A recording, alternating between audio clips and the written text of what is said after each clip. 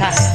मुझे ये चौपाई इसलिए गानी पड़ी, मुझे आप लोगों की कुछ ज़रूरत है यहाँ पर, मुझे आपके सहयोग की ज़रूरत है यहाँ पर। और वो मुझे आपसे ये सहयोग चाहिए हाथ जोड़ के कि आज अपनी अपनी जगह से थोड़ा थोड़ा आगे आ जाओ, थोड़ा थोड़ा आगे आ जाओ। मुझे आपसे सहयोग। सिया राम मैं सब जग जानी, करहु प्रणाम जोई जुग पानी। राम सिया राम जय जय राम, राम सिया राम जय जय राम। मंगल भवन अमंगल हारी, द्रवहु सुदशरथ अजीर बिहारी। राम सिया राम जय जय राम, राम राम सिया राम जय जय राम। कलियुग केवल नाम आधारा, सुमिर सुमिर नरि तेरन पारा। राम सिया राम जय जय राम, राम सिया राम जय जय राम। राजा राम जानकी रानी, आनंद अवध अवधि राजधानी। राम सिया राम जय जय राम, राम सिया राम जय जय राम। उमा कहूँ अनुभव अपना, सत्य हरि भजन जगति सब सपना। राम सिया राम जय जय राम, राम सिया राम जय जय राम। नारायण, मेरी आपसे फिर प्रार्थना है, व्यवस्थापकों से मैं पूछना चाहूंगी, कुछ पीछे जगह बच गई, गुजारा चल जाएगा 1 घंटे का, हो जाएगा। चलिए नारायण, इस एक चौपाई को और आगे बढ़ाते हैं, नारायण आगे की ओर चलेंगे। ओ, अब प्रभु कृपा करो एहि भांति, सब तज भजन करो दिन राति। राम सिया राम जय जय राम, राम सिया राम जय जय राम। जय जय जय हनुमान गोसाई, कृपा करो गुरुदेव की नाई।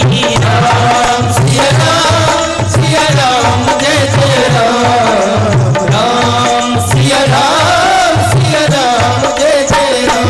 जय श्री राम। प्रेम लपेटे अटपटे,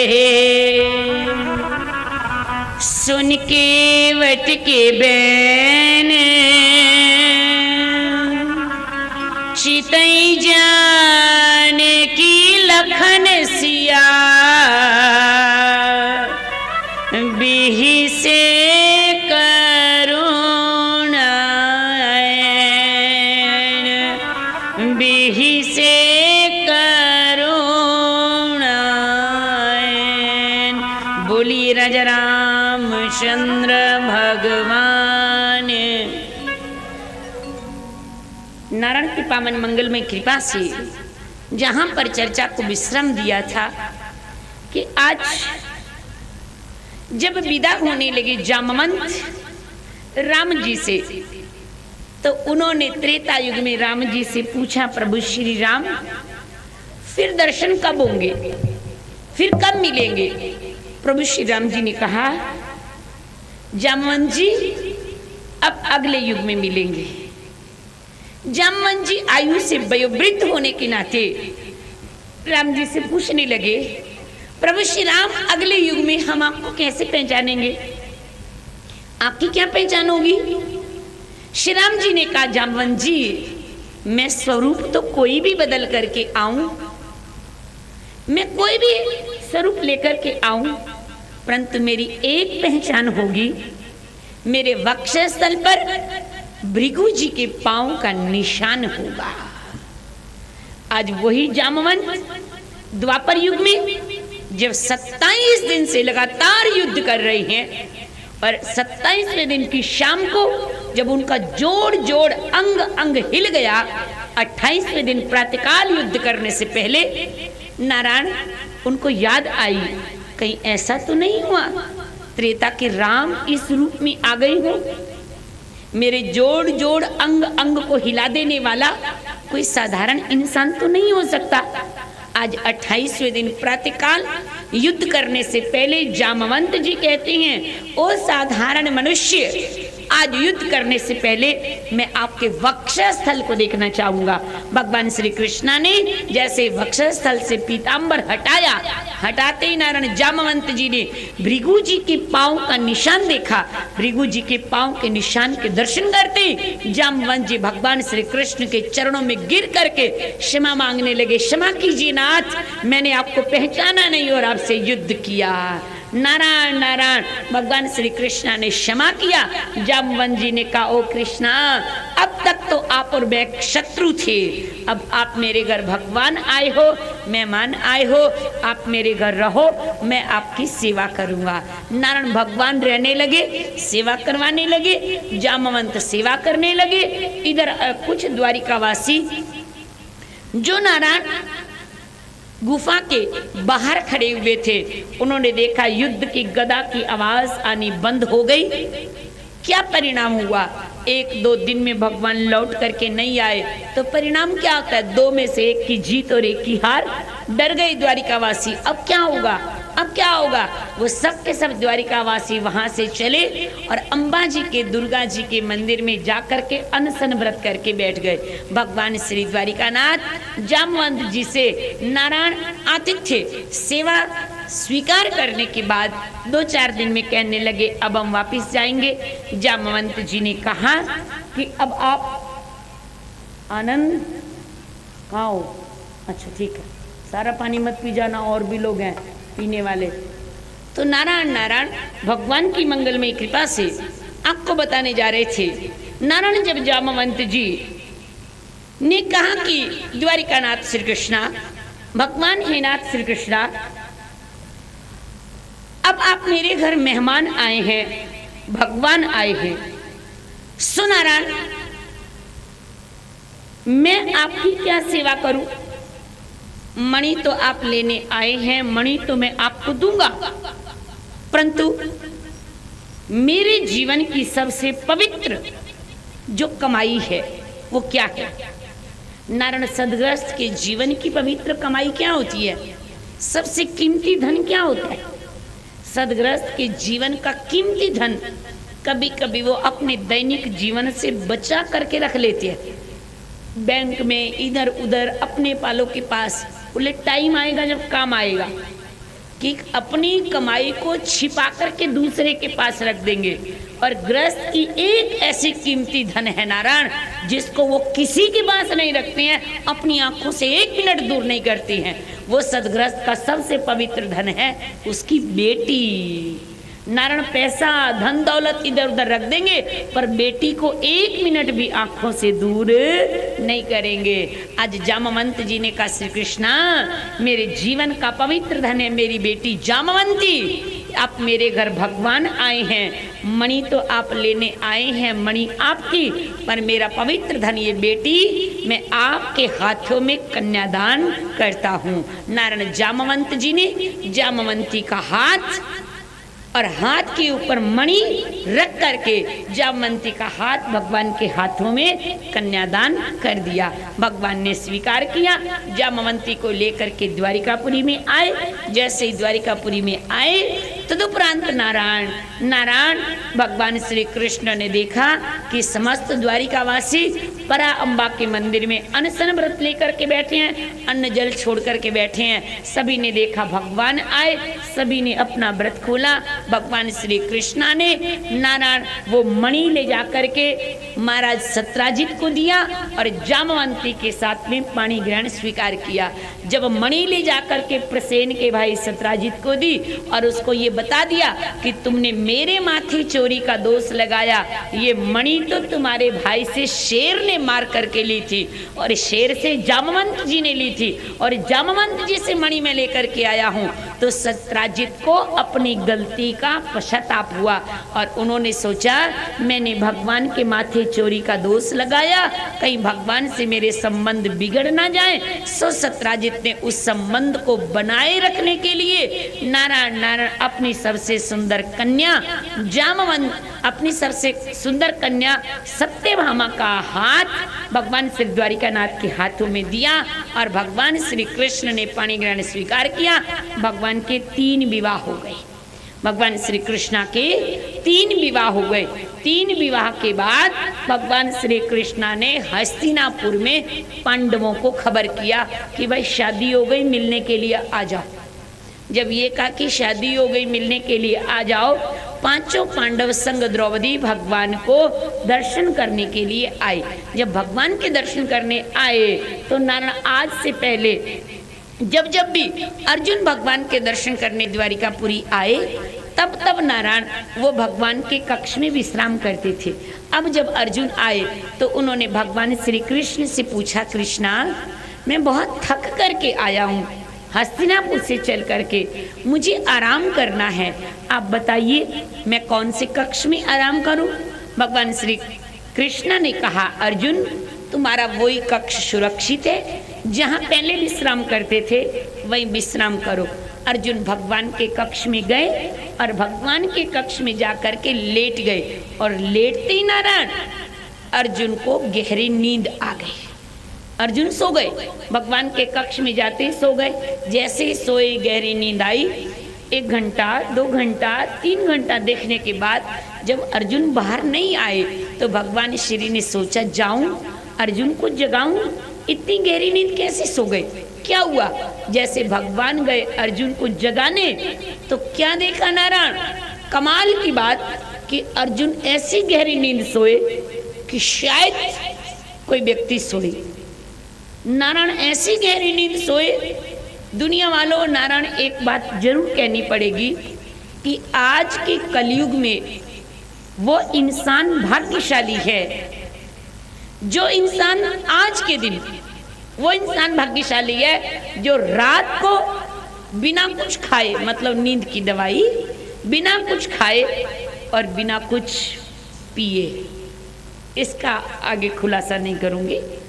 आज के दिन वो इंसान भाग्यशाली है जो रात को बिना नींद की दवाई खाए और बिना कुछ पिए गहरी नींद सोता है। वो इंसान आज के दिन भाग्यशाली है, क्योंकि नारायण चिंताएं इतनी है रात को नींद आती नहीं है।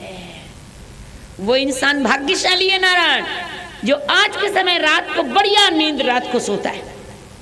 और उससे भी भाग्यशाली वो है नारायण जो रात को तो सोते ही हैं, जो दिन को भी खाना खा के सो जाते हैं, वो भी भाग्यशाली है, क्योंकि रात को तो नींद आती नहीं है, दिन को नींद आ गई तो इसका मतलब भाग्यशाली तो है। और नारायण घबराओ मत, इससे ऊपर 3 नंबर के भाग्यशाली और भी है। वो कौन से भाग्यशाली है? 1 नंबर के वो भाग्यशाली जिनको रात को बढ़िया नींद आए, 2 नंबर के वो भाग्यशाली जिनको दिन में बढ़िया नींद आए, 3 नंबर के वो भाग्यशाली जिनको कथा में भी, वो 3 नंबर के भाग्यशाली है। क्योंकि नारायण नींद कोई आना आसान बात है, नींद आना बहुत मुश्किल बात है। नींद तो एक उड़ती हुई चिड़िया है, उड़ती हुई चिड़िया, न जाने कब किसके ऊपर आके बैठ जाए और कब किसके ऊपर से उड़ जाए।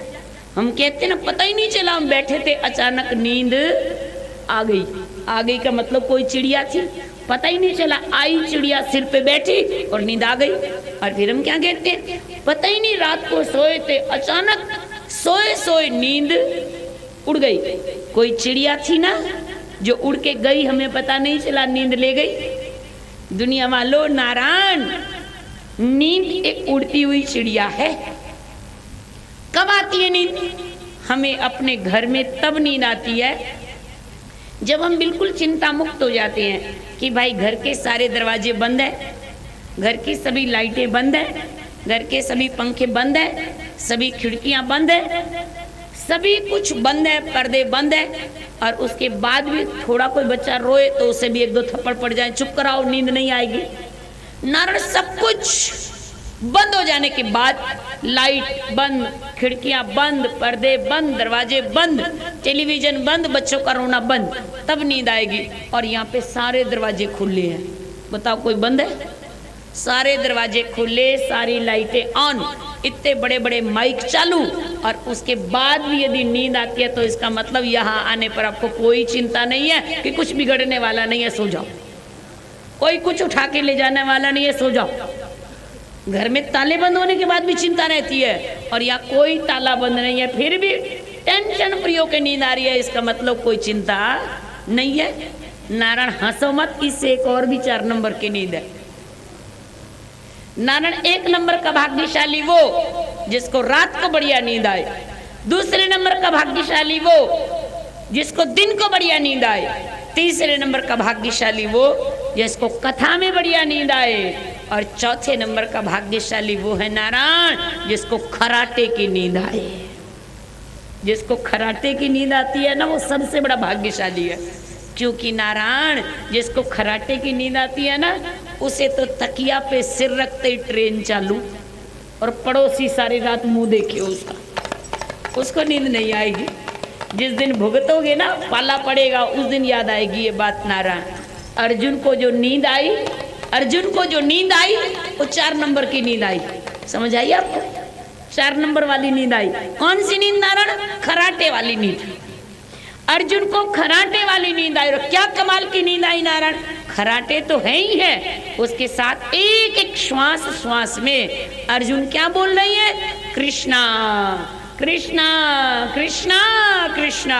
भगवान श्री कृष्ण गए जगाने और देखा कि अर्जुन एक एक श्वास श्वास मेरे नाम बोल रही है। भगवान श्री कृष्णा अपने नाम को सुनने का आनंद लेने लगे। नारायण भगवान तो वहीं पर बैठ गए, नाम सुनने का आनंद लेंगे क्यों नहीं? नारायण, कोई 2 व्यक्ति खड़े हों और हमारे नाम की बड़ाई कर रहे हो कि वो व्यक्ति बहुत अच्छा, वो व्यक्ति बहुत अच्छा, वो व्यक्ति बहुत अच्छा, और हम पास में से निकल रहे हो, धीरे धीरे करते कान लगाते लगाते हम उसके पास पहुंच जाएंगे और बड़े मजे से सुनेंगे। ये हमारा क्या प्रशंसा कर रहा है? जब एक इंसान अपने कानों से अपनी प्रशंसा सुन के इतना खुश होता है, जब कोई इंसान भगवान का नाम बुलाएगा तो क्या भगवान नहीं सुनेंगे? मेरा भक्त मेरा नाम कैसे प्यार से बुला रहा है। आज अर्जुन गहरी नींद में जब भगवान श्री कृष्णा का नाम बुला रहे हैं, कृष्णा कृष्णा कृष्णा, भगवान श्री कृष्णा पास में बैठे हुए अपने नाम सुनने का आनंद ले रहे हैं, आंखें बंद करके झूम रहे हैं। नारायण, भगवान श्री कृष्णा झूम रहे हैं। इतने में नारायण युधिष्ठिर ने देखा भगवान गए थे जगाने, लौट करके नहीं आए। क्या हुआ? युधिष्ठिर गए देखने, क्या देखा? अंदर तो भगवान श्री कृष्ण अपने नाम के रस में झूम रहे हैं। युधिष्ठिर भी पास बैठे और कृष्ण रस में डूबने लगे। इतने में तो नारायण भीम ने देखा, जो अंदर गया वापस नहीं आया। भीम देखने गए, जाकर के देखा अरे अंदर तो अद्भुत रस बरस रहा है। नारायण भीम भी अंदर गए और कृष्ण रस में डूबने लगे और अपनी गदा के ऊपर ताल ठोकने लगे, मतलब ताली बजाने लगे, कृष्णा कृष्णा कृष्णा कह करके। इतने में तो द्रौपदी ने देखा, जो अंदर गया वापस नहीं आया। क्या हुआ? नारायण द्रौपदी अंदर गई, अद्भुत रस बरस रहा है, द्रौपदी भी उसी रस में भीग गई और नारायण पांव से ताल ठोक करके वो भी कहने लगी कृष्णा कृष्णा कृष्णा। नकुल सहदेव गए, वो भी इसी रंग में रंग गए। इतने में तो नारायण रुक्मणी ने देखा, जो अंदर गया वापस नहीं आया। रुक्मिणी अंदर गई, नारायण उसने देखा अद्भुत रस बरस रहा है, वो भी इसी रस में भीगने लगी, इसी रस का आस्वादन करने लगी। सत्यभामा अंदर गई, राग विद्या में निपुण थी सत्यभामा, वो राग अलापने लगी। तदुपरांत नारायण नारायण जामवंती गई, वो भी नारायण इसी स्वर के साथ स्वर मिला करके कृष्ण कृष्ण कृष्ण गाने लगी। देवलोक से देवऋषि नारद जी आए भगवान का दर्शन करने के लिए। नारायण देखा कि अंदर तो भगवान स्वयं अपने नाम का रसास्वादन कर रहे हैं। देवऋषि नारद जी की उंगलियां भी बीणा पर थिरकने लगी और सब लोग मिलकर के गाने लगे कि कृष्ण है कृष्ण हे कृष्ण हे कृष्ण हे। क्या सारी जिम्मेवारी हमारी है बोलने की? कभी कभी आप लोग भी बोला करो। देखो नारायण, कथा में हम बोलेंगे, कीर्तन में आप लोग भी सहयोग किया करो। कीर्तन में पीछे पीछे जरूर बोलना चाहिए। इसलिए नारायण भगवान के चरणों में प्रार्थना करो, हो सकता है उन सबको इस कीर्तन का लाभ मिला, हमें भी इस कीर्तन का लाभ मिले। सब लोग मिल करके नारायण एक बार हम बोलेंगे, एक बार आप गाएं।